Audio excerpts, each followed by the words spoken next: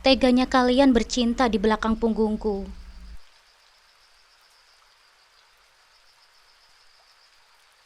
Assalamualaikum sahabat Bunda. Semoga Allah selalu memberikan kesehatan dan kebahagiaan untuk kita semua. Buat sahabat Bunda yang sudah subscribe, semoga rezekinya dilancarkan ya. Amin ya robbal alamin.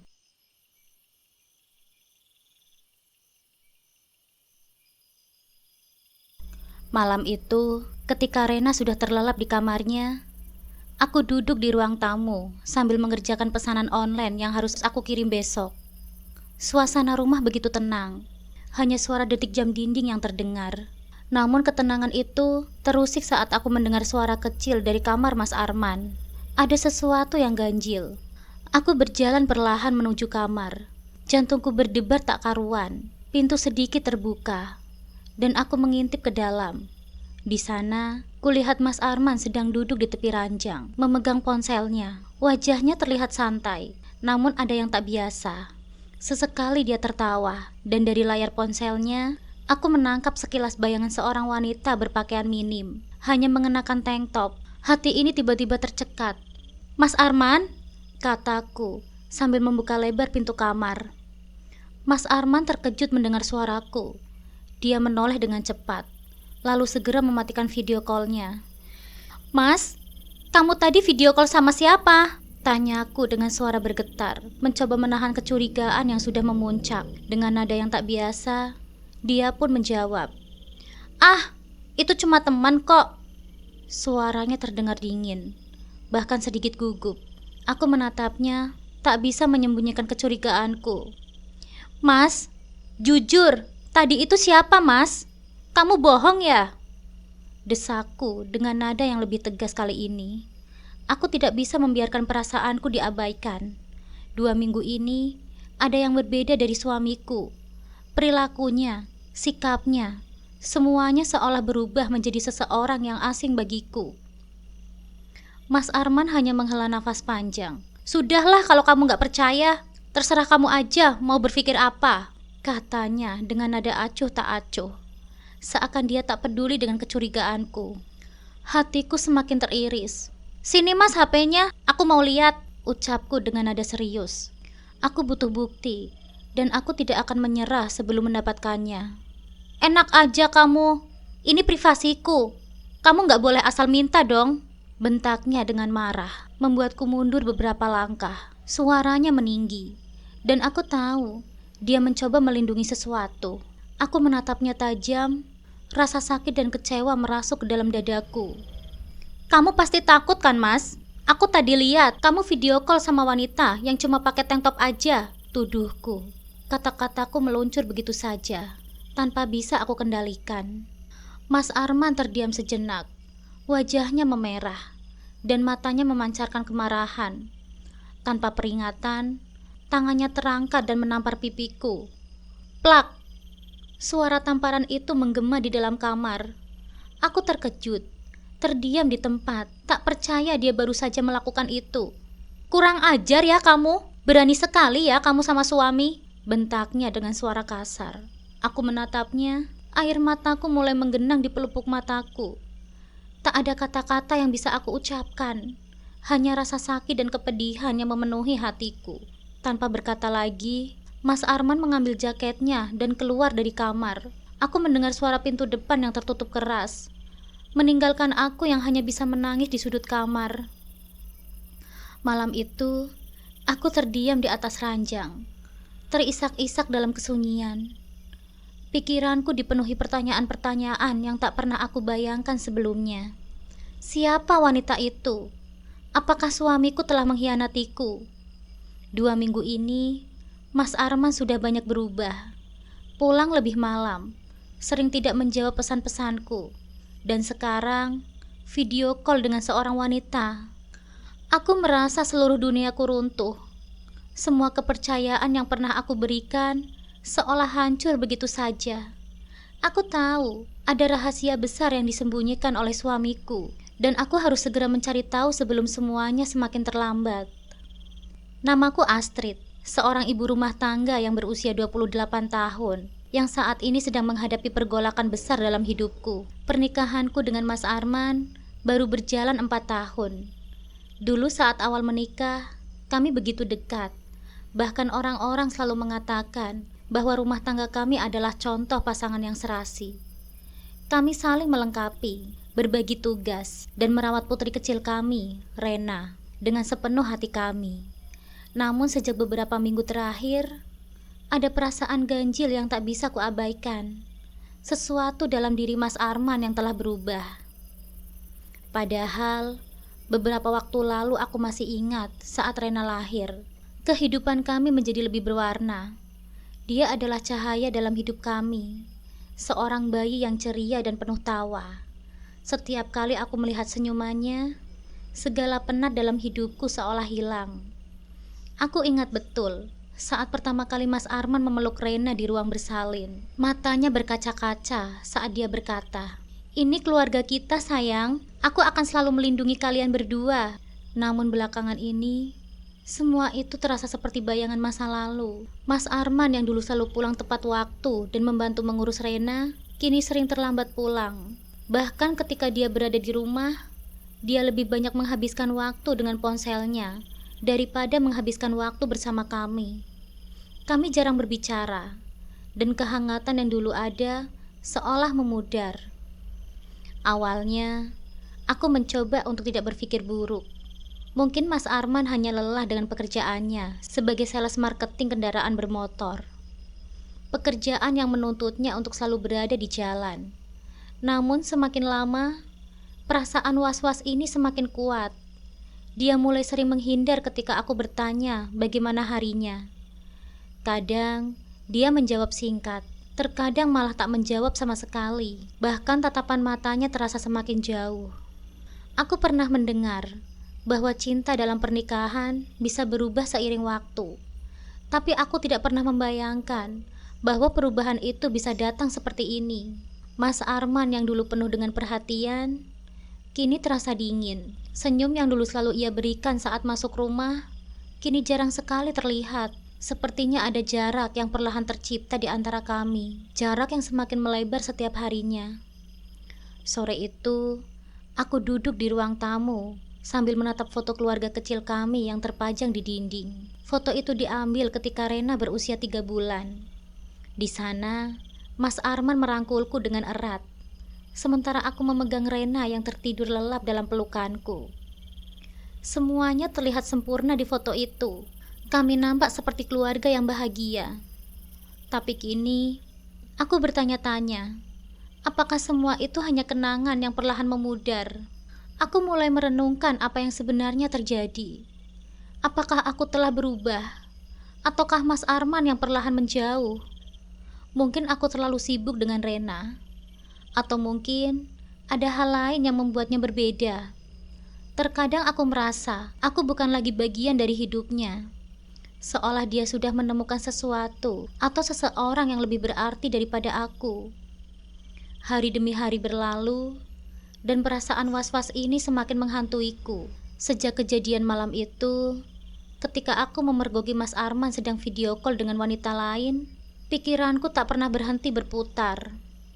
Apakah pernikahan ini benar-benar sedang diambang kehancuran? Aku mencoba mencari waktu untuk berbicara dengannya, membahas apa yang kurasakan.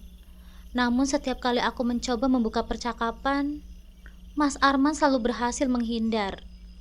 Dia selalu berkata, "Aku capek, Astrid. Nanti saja kalau kita mau bicara." Namun, nanti itu tak pernah datang. Perubahan yang terjadi pada Mas Arman bukan hanya tentang sikapnya di rumah. Dia juga mulai sering pergi ke gym setelah pulang bekerja. Awalnya aku berpikir, itu adalah hal yang baik, dia menjaga kesehatannya. Tapi lambat laun, jadwal gymnya semakin aneh. Terkadang dia pulang lebih malam dari biasanya. Dan saat kutanya kenapa, dia hanya menjawab dengan singkat, "Ada urusan sama teman-teman." Tak ada penjelasan lebih lanjut. Setiap kali dia kembali, ada aroma parfum yang tak biasa di tubuhnya. Parfum yang bukan milikku. Aku mulai mencurigai bahwa ada sesuatu yang ia sembunyikan dariku. Tapi aku belum tahu pasti apa itu. Pikiran-pikiran liar mulai berputar di kepalaku. Apakah dia berselingkuh? Siapa wanita yang video call dengannya malam itu? Mengapa dia begitu menjaga ponselnya sekarang? Seolah ada rahasia yang tak boleh kubongkar. Kecurigaan ini perlahan menggerogoti perasaanku. Aku mulai merasa terasing di rumahku sendiri, di sisi suamiku yang seharusnya menjadi tempatku berlindung. Aku ingin percaya bahwa ini hanyalah sementara, bahwa mungkin aku yang terlalu berpikiran negatif. Namun hati kecilku tahu, ada sesuatu yang sedang terjadi. Aku harus segera menemukan jawabannya.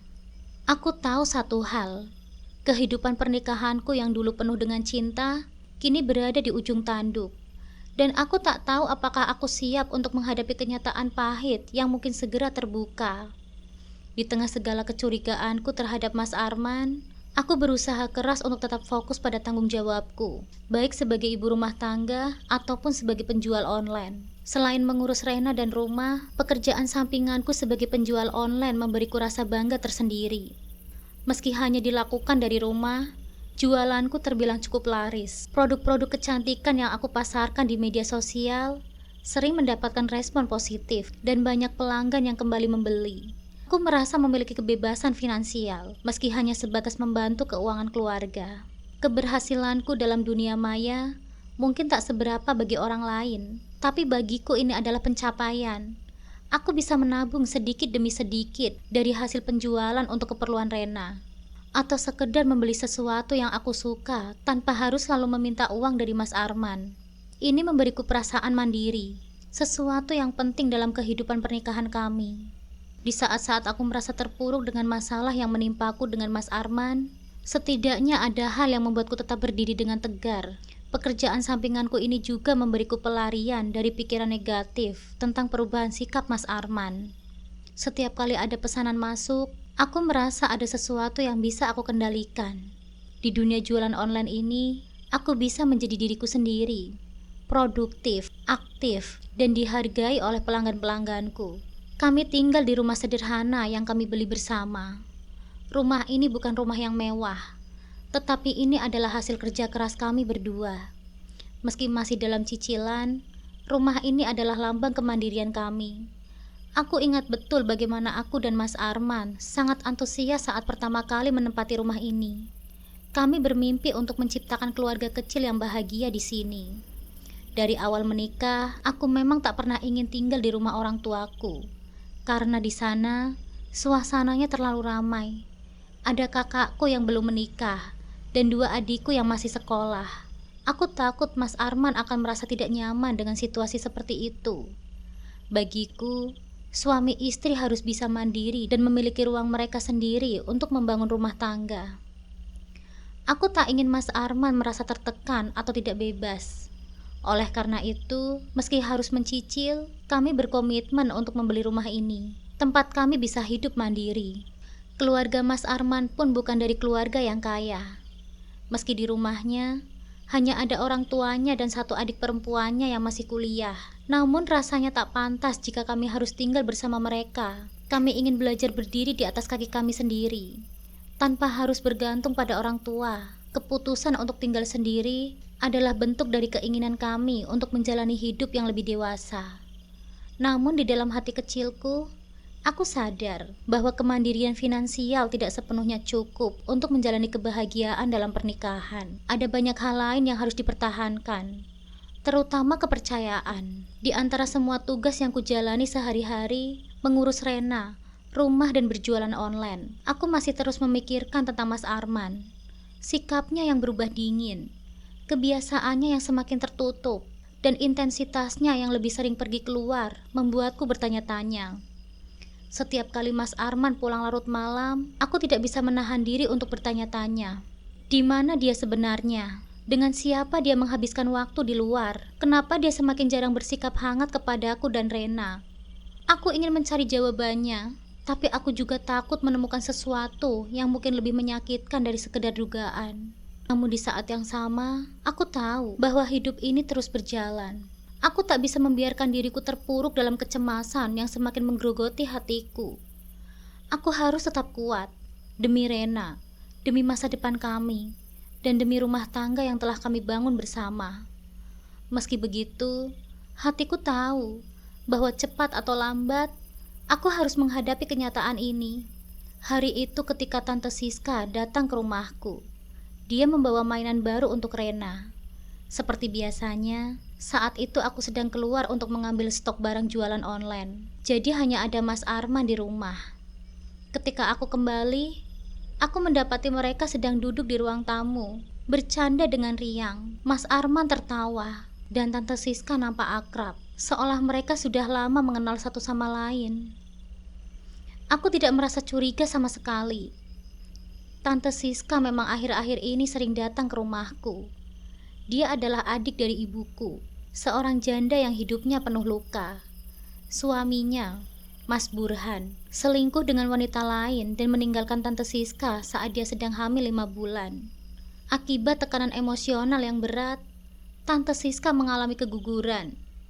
Kehilangan calon anak yang sangat dia idam-idamkan. Sejak tragedi itu, dia berubah menjadi wanita yang lebih tertutup. Namun kelembutan hatinya tetap terlihat setiap kali dia bersama Rena. Mungkin karena trauma kehilangan anak, Tante Siska terlihat sangat menyayangi Rena. Setiap kali dia datang, dia selalu membawa sesuatu untuk putriku, seolah Rena adalah pengganti anak yang tidak pernah sempat dia miliki. Aku tak pernah berpikir aneh-aneh saat melihat mereka begitu akrab. Lagi pula, Tante Siska adalah keluargaku, dan aku selalu merasa dia hanya ingin memberi cinta yang tak bisa dia berikan kepada anaknya sendiri. Bahkan, aku merasa senang karena Rena mendapatkan perhatian lebih dari orang-orang di dekatnya. Namun ada hal yang berubah secara perlahan. Tanpa aku sadari, pertemuan Mas Arman dan Tante Siska semakin sering terjadi di luar rumah, terutama di tempat gym. Awalnya, aku tidak mengira ada yang aneh. Mereka berdua memang punya kebiasaan berolahraga, dan karena tempat gym yang mereka kunjungi adalah gym yang sama, aku tak pernah berpikir ada sesuatu yang aneh. Tetapi seiring berjalannya waktu, aku mulai merasakan ada sesuatu yang tidak beres. Sikap Mas Arman dan Tante Siska berubah menjadi lebih akrab dari biasanya. Jika dulu mereka hanya bercanda riang di rumah, sekarang terasa ada kedekatan yang berbeda. Meskipun aku belum bisa benar-benar memastikan apa itu. Kadang, ketika mereka bersama, aku merasa seperti orang luar di rumahku sendiri. Salah satu momen yang memperkuat kecurigaanku terjadi beberapa minggu yang lalu. Saat aku sedang membuka WhatsApp untuk melihat pesan-pesan pekerjaan, aku tidak sengaja melihat story WhatsApp Mas Arman. Di sana ada foto Mas Arman dengan Tante Siska di gym, sedang tertawa bersama setelah berolahraga. Aku tertegun melihat foto-foto itu. Mereka nampak begitu nyaman bersama. Apakah pertemuan mereka di gym hanyalah kebetulan? Atau ada hal lain yang terjadi di antara mereka? Aku mencoba mencari bukti lebih lanjut. Tetapi saat aku hendak screenshot foto tersebut, story itu sudah hilang. Perasaan tidak tenang mulai muncul. Aku tidak tahu apakah ini hanya perasaanku yang terlalu berlebihan, atau memang ada sesuatu yang sedang disembunyikan oleh Mas Arman dan Tante Siska. Kecurigaanku semakin besar seiring waktu, tapi aku tidak memiliki bukti yang cukup kuat untuk menuduh apapun. Di satu sisi, aku ingin percaya bahwa semuanya baik-baik saja, bahwa Mas Arman dan Tante Siska hanya berteman dan tidak ada yang perlu dikhawatirkan. Namun di sisi lain, naluri seorang istri memberitahuku bahwa ada sesuatu yang tidak beres. Aku mulai memperhatikan hal-hal kecil. Mas Arman semakin sering pergi ke gym, kadang tanpa memberitahuku terlebih dahulu. Ketika aku menanyakannya, dia hanya menjawab singkat bahwa dia perlu menjaga kesehatannya. Aku mulai merasa ada yang janggal dengan frekuensi kunjungannya. Aku tak tahu harus berbuat apa. Aku takut jika kecurigaanku ini benar. Rumah tangga yang sudah kami bangun perlahan akan runtuh. Tapi aku juga takut untuk mencari tahu kebenarannya, karena aku tahu bahwa jawaban dari semua ini bisa sangat menyakitkan. Perasaan tidak tenang yang telah lama menggelayut dalam pikiranku kini semakin tak terbendung. Kecurigaanku terhadap Mas Arman dan Tante Siska tak lagi bisa diabaikan begitu saja. Setiap kali aku mencoba membahasnya, Mas Arman selalu punya cara untuk mengelak, menjawab dengan kata-kata singkat dan sikap acuh tak acuh yang membuatku semakin merasa seperti orang bodoh. Tapi aku tahu, apa yang kulihat malam itu, video call dengan seorang wanita yang hanya mengenakan tank top. Dan aku yakin, wanita itu adalah Tante Siska. Aku tidak bisa lagi tinggal diam. Aku butuh bukti nyata. Aku ingin mengetahui kebenaran sebelum semuanya menghancurkan diriku dari dalam. Karena itulah, aku memutuskan untuk meminta bantuan temanku, Nina. Nina adalah sahabat lama yang bisa aku percaya. Dia selalu berada di sisiku ketika aku membutuhkan dukungan. Dan kali ini, aku tahu dia akan siap membantuku. Aku butuh bantuanmu, Nin, kataku saat kami bertemu di sebuah kafe yang tenang. Nina menatapku dengan penuh perhatian. Kamu kelihatannya sangat tertekan, Astrid. Apa yang sedang terjadi? Aku menghela nafas sebelum menjawab. Aku curiga kalau Mas Arman itu selingkuh dengan Tante Siska. Raut wajah Nina berubah terkejut. Apa? Tante Siska? Janda itu? Aku mengangguk lemah. Aku tahu kedengarannya ini sangat gila. Tapi aku sudah punya firasat ini cukup lama. Dan setiap kali aku mencoba menanyakannya, Mas Arman selalu menghindar. Aku cuma ingin tahu kebenarannya, Nin. Aku butuh bantuanmu untuk membuntuti mereka. Nina menggenggam tanganku dengan erat. Tenang, Astrid. Aku di sini buat kamu. Kalau kamu mau, kita bisa mulai hari ini juga. Aku merasa sedikit lega mendengar kata-kata Nina. Setidaknya, aku tidak harus melewati ini sendirian. Hari demi hari berlalu, dan Nina mulai memantau aktivitas Mas Arman. Dia melaporkan bahwa suamiku sering pergi ke gym, seperti yang biasa dia lakukan. Namun Nina melihat sesuatu yang membuat kecurigaanku semakin menjadi-jadi. Setiap kali Mas Arman di gym, tak lama kemudian Tante Siska juga muncul di tempat yang sama. Keduanya berlatih bersama, bercanda, dan kadang terlihat terlalu akrab. Aku tahu, ini hanya masalah waktu sebelum aku bisa memergoki mereka. Suatu hari, aku memutuskan untuk melakukannya sendiri. Aku tidak bisa hanya duduk diam menunggu laporan dari Nina. Aku ingin menyaksikan sendiri apa yang telah terjadi di balik punggungku selama ini. Hubungan Mas Arman dan Tante Siska. Dengan keberanian yang tersisa, aku memutuskan untuk pergi ke gym tanpa memberitahu Mas Arman. Nina sudah memberiku jadwal kapan biasa mereka akan bertemu. Dan hari itu, aku siap dengan hati yang berat. Ketika aku sampai di gym, dari jauh aku sudah bisa melihat mereka.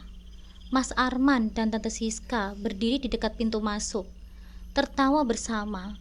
Jantungku terasa berhenti sesaat.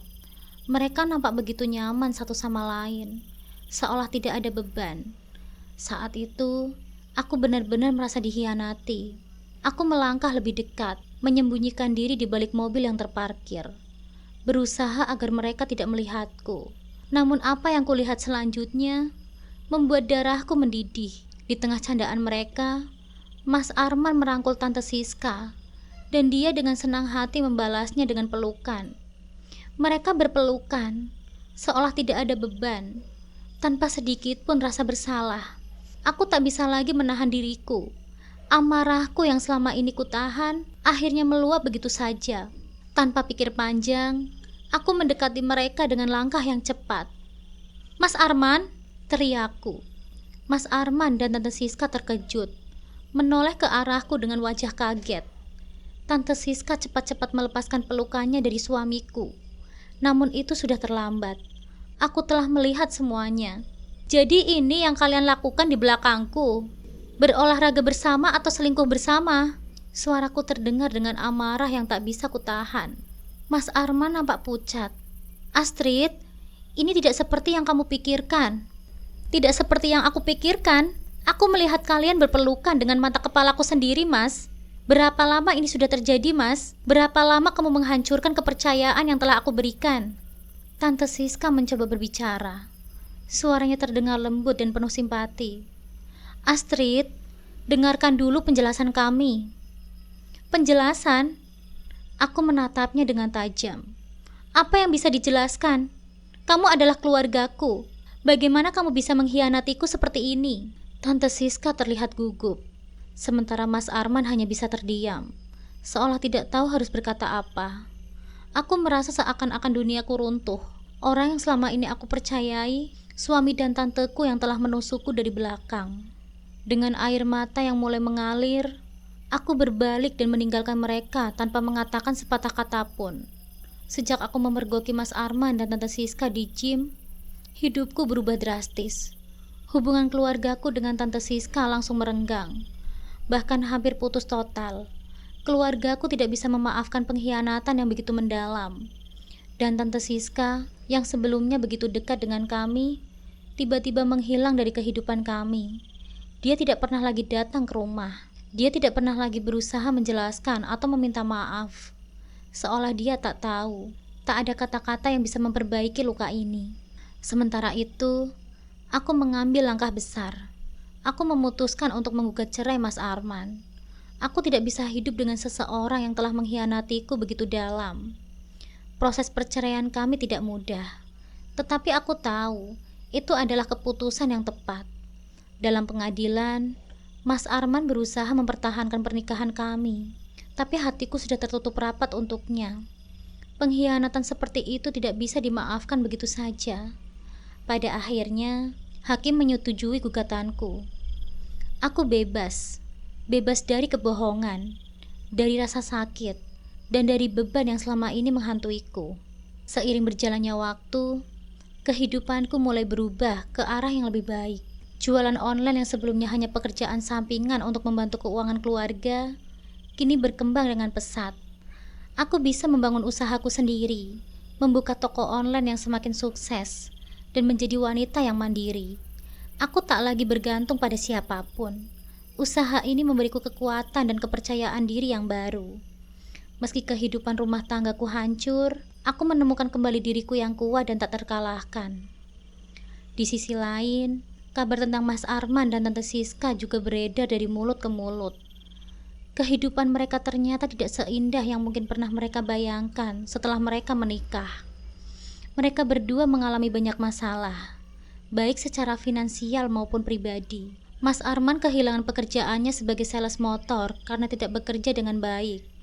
Tante Siska juga kehilangan pekerjaannya sebagai SPG karena tidak diperpanjang masa kerjanya dan diganti dengan SPG lain yang lebih muda dan lebih segar tentunya. Mereka terpuruk dalam jurang kehidupan yang tak mereka duga sebelumnya. Dalam waktu singkat, kehidupan mereka benar-benar berubah drastis. Aku mendengar dari seorang teman bahwa mereka kini bekerja sebagai tukang sapu jalanan di pinggir kota. Mereka terlihat bersama, membersihkan jalanan dengan sapu di tangannya. Wajahnya penuh dengan beban hidup yang tak terkatakan. Ironisnya, mereka yang dulu pernah mengkhianatiku, kini hidup dalam keterpurukan yang mendalam.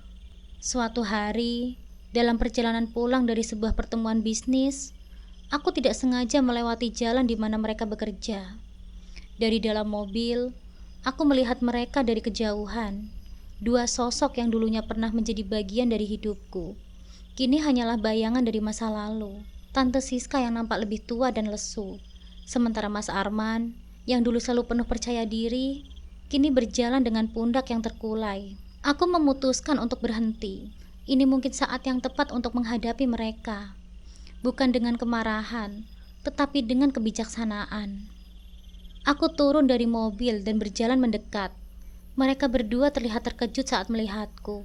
Tante Siska menundukkan kepalanya, sementara Mas Arman hanya bisa menatapku dengan tatapan kosong. Mas Arman, Tante Siska, sapaku dengan tenang. Mereka tidak menjawab, hanya dia membisu. Aku bisa merasakan penyesalan di mata mereka, tapi tidak ada lagi yang bisa diperbaiki. Aku tidak datang ke sini untuk menghina atau menghakimi kalian. Aku hanya ingin kalian tahu, aku sudah memaafkan semuanya, kataku. Mata Tante Siska mulai berkaca-kaca. Astrid, aku minta maaf, ucapnya dengan suara lirih. Aku tahu tante, jawabku dengan lembut. Tapi maaf saja tidak bisa mengubah apa yang sudah terjadi. Aku berharap kalian bisa belajar dari kesalahan ini dan menjalani hidup kalian dengan lebih baik. Mas Arman tetap terdiam. Wajahnya menunjukkan rasa malu yang mendalam. Dulu dia adalah sosok yang selalu aku andalkan. Tapi sekarang, Dia hanyalah bayangan dari pria yang pernah ku kenal. Aku meninggalkan mereka dengan perasaan lega. Hidupku kini berada di jalur yang lebih baik, dan aku tak ingin lagi dibayangi oleh masa lalu yang penuh kepahitan. Aku memilih untuk melangkah maju, meninggalkan luka-luka lama, dan menjalani hidupku sebagai wanita mandiri dan kuat.